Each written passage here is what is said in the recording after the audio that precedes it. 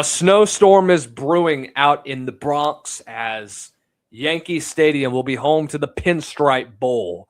The Penn State Nittany Lions, Clemson Tigers, two top 10 teams in the preseason that we expected to be playing each other potentially for a college football playoff, instead relegated to regular bowls. These are my previews and predictions for the Bad Boy Mowers Pinstripe Bowl out at Yankee Stadium in the Bronx, New York. Hello, everyone. This is Lucas Hill here with the Southern Sports Scene. Make sure you guys do us a favor. Hit the like, share, and subscribe button down below so that you are notified every time we go live, post a new short or post a new video here on the Southern Sports Scene. Want to thank our good friends over at FrostBuddy. Going over to frostbuddy.com. Use the promo code SSS15. Also, thank you to our friends over at Chike Nutrition. 20 grams of protein, 1 gram of sugar, and 1 gram of fat. Get yourself the best quality coffee for the new year so that you can get into the best shape and start your day off right with a great, nutritious coffee. Well, here we are. Who'd have thought in the preseason that we would be talking about Clemson and Penn State? Penn State going into the season number 2 in the nation, fresh off of an appearance in the college football playoff. And man, this feels like a Netflix scene. Feels like something out of a Netflix scene. You know, you talk about the many expectations that were held for both of these teams. Clemson, number 8, expected to be back atop the ACC after a solid 3 gets out in the portal with Jeremiah Alexander, Will Helt, and many others that came through. And now here we are. Clemson now sitting at 7-5. Penn State sitting at number 2 in the nation, one of the best quarterbacks in the nation with Drew Allar. Katron Allen was one of the best. Danny Dennis Sutton, an improving edge rusher. And what happens? Drew Allar struggles, is done for the rest of the year. So now it's been the Ethan Grunkemeyer show for the rest of the season. Katron Allen, wouldn't say it's been an underwhelming year. Thought he's improved. Thought he did really well this season. But it's not his fault. Hasn't had much production. And defensively, they've struggled. Nick Singleton, down year for him. Has not been much of a factor this year. And you know what? 13 touchdowns, congratulations. But it's kind of overall a disappointing year for Penn State. And I think we all should know that. We were talking about this potentially being a top 4 seed and playing for a national championship. And by the end of October, by the way, both teams are unranked. And by the way, weren't even projected to even make a bowl game. That was a scary situation at the end of October.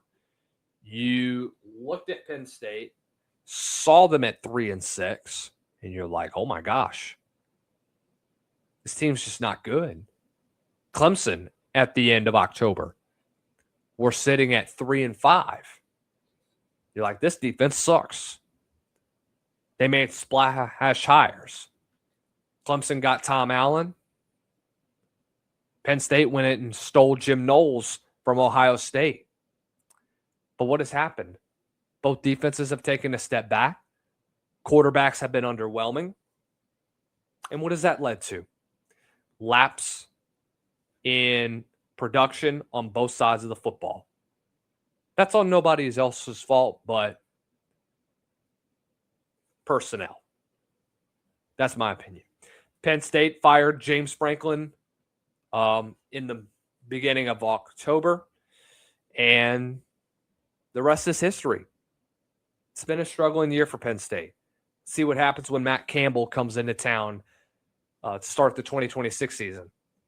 But it's going to be a difficult rebuild for Matt Campbell and company. We all know that. For Dabo Swinney and company, man, end of an era for the Cade Klubnik era, an era which has seen its highs and this is its lows. Worst start to a season since 2004. Lost to Duke for the first time at home since 1980. Lost 5 regular season games for the first time since 2010. And 4 came from home. So what do you do going into 2026? you obviously have to make some changes. That's the bottom line, guys. You and I both know that. Started off the season in the top 5. Both of these teams started in the top 5. And it's been underwhelming. So, what is Ethan Grunkmeyer lead to at the end of the day? Swinney is going to have to make some adjustments for how this program operates. Look, Terry Smith, what a job he's done the last 3 games. Probably could have won 7 games if they had been able to finish against Indiana. Hell, they probably should have won more than that. But that's a story for another day.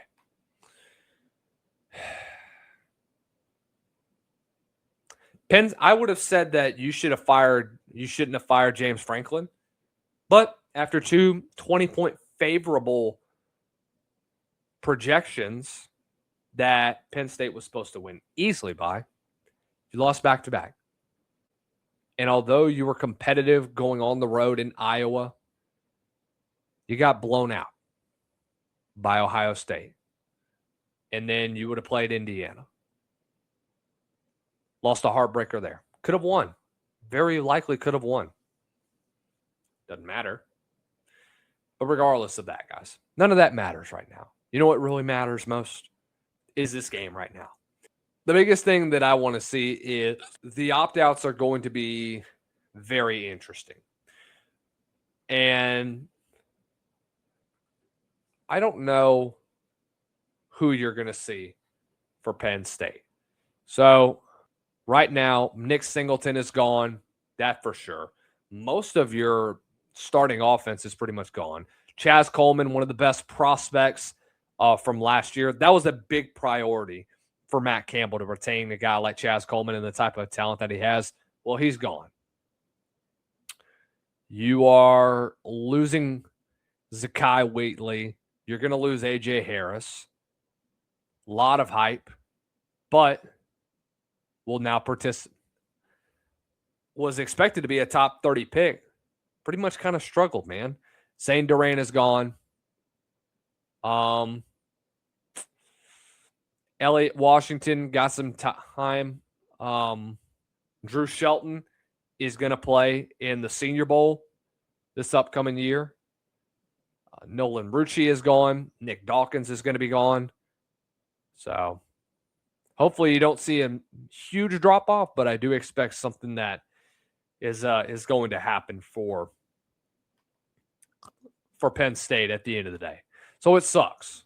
It really sucks, guys. I don't expect TJ Parker. Yeah, TJ Parker's gone. Peter Woods is gone. Wade Woodaz, Avion Terrell, and Khalil Barnes. So 10 draft-eligible players are gone. I don't know what is gonna happen with Cade Klubnik. I don't know if Cade Klubnik is going to play or not. I really don't know. If he does, then hey, that's a good for him. I don't know, man. This is such a weird game to preview, knowing that we didn't expect this in the preseason. But it looks like Cade Klubnik is going to play. Drew Aller is obviously gone. Drew Aller is not even was done for the rest of the year. That's the bottom line. But Drew Allar's stock probably dropped to undrafted among many other players that were suspected to be top 10 draft picks going into this year. What is Clemson's defensive line going to look like against this Penn State Russian attack that's still going to have a guy like Katron Allen? I do expect for Allen to be a factor in this one, but from what we heard, Terry Smith said that he will dress. Danny Dennis Sutton obviously said that the same thing. We'll see. Zane Durant's gone. Zariah Fisher, Chaz Coleman. Deion Barnes is going to be gone after the bowl game. He's going to coach in the bowl game, though. That's the only thing that should matter, though. But I think that Penn State has the edge at the line of scrimmage. I think their offensive line is going to be significantly better compared to what Clemson is going to bring. There's a lot of guys that are gone. Peter Woods is gone. He's not going to play. So that's the number one thing that you're going to have.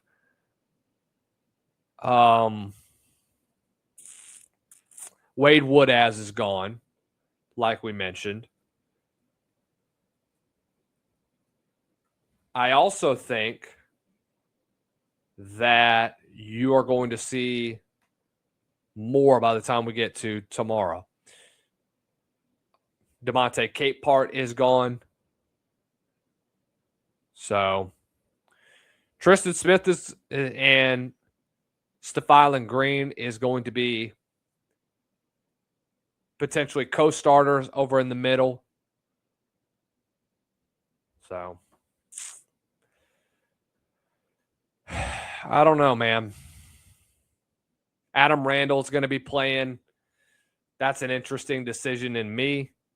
But again, I don't expect Adam Randall to be a day one pick, not even a day two pick, to be honest with you. But anything is possible in this football game. There's just so many opt-outs in this one. The opt-outs are kind of killing the game. But again, you got to prepare for the NFL draft. You know your first-round pick. Why play in a meaningless bowl game in this one? But overall projection in this one, Clemson -2.5 against Penn State.